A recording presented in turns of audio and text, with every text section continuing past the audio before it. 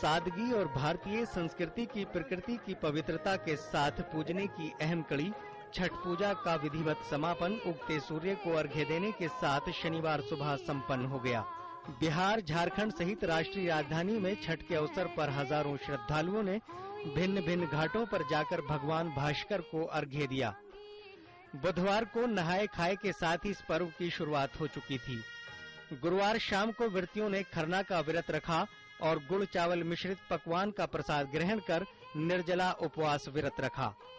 शुक्रवार शाम उपवास रखे लोगों ने घुटने भर पानी में खड़े होकर अपने परिवारी जनों के कल्याण एवं समृद्धि के लिए सूर्य देवता की प्रार्थना की।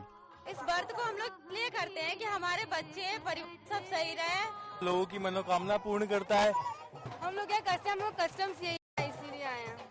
अपने दिल में श्रद्धा लेके आते हैं कि हमारी मनोकामना पूरी हो। इस व्रत को करके हम बहुत खुश हैं।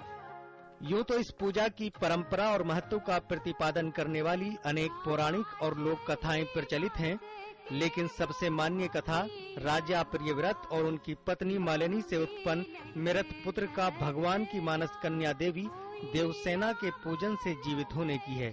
सादगी और पवित्रता के इस महापर्व पर किसी भी तरह की अनहोनी न हो, इसके लिए सरकार ने सुरक्षा का पुख्ता बंदोबस्त किया था।